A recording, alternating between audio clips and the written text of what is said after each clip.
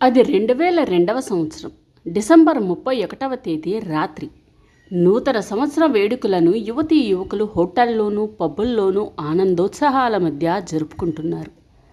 బెంగళూరులోని తాజ్ హోటల్లో పనిచేసే నారాయణ కృష్ణన్ హోటల్లో వండాల్సిన వంటలన్నీ వండేసి ఇంటికి బయలుదేరాడు.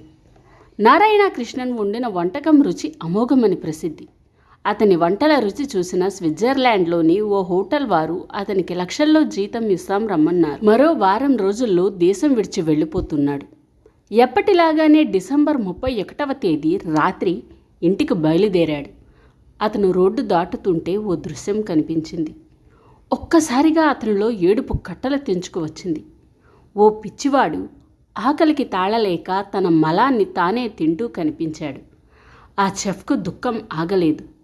వెంటనే హోటల్లోనికి పరిగెత్తుకుంటూ వెళ్ళి వేడి వేడి ఇడ్లీలు 5 తీసుకువచ్చి ఆ పిచ్చివాడి ఎదుట పెట్టాడు. వాటిని చూడగానే ఆ పిచ్చివాడు మలాన్ని వదిలేసి ఆబగా ఆ ఇడ్లీలు తిన్నాడు. అతను తాగడానికి మంచినీళ్లు ఇచ్చాడు.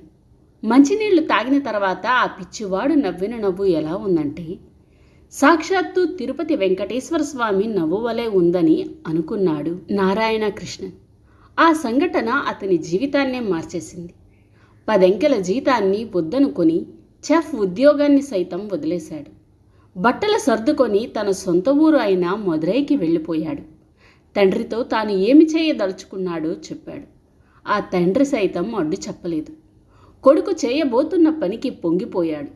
ఆ రోజు నుండి ఆ తండ్రి కొడుకులిద్దరూ ప్రతిరోజు వేడివేడి ఆహార పదార్థాలు వండి వీధుల వెంట తీసుకువెళ్ళి ఎక్కడ పిచ్చివాళ్లు కనిపిస్తే వారికి అక్కడ భోజనం పెట్టడం ప్రారంభించారు.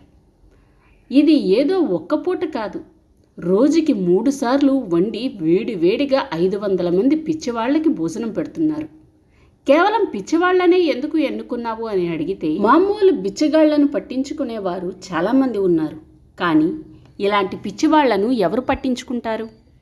వారిని దగ్గరకు తీసుకోవాలంటేనే భయపడతారు.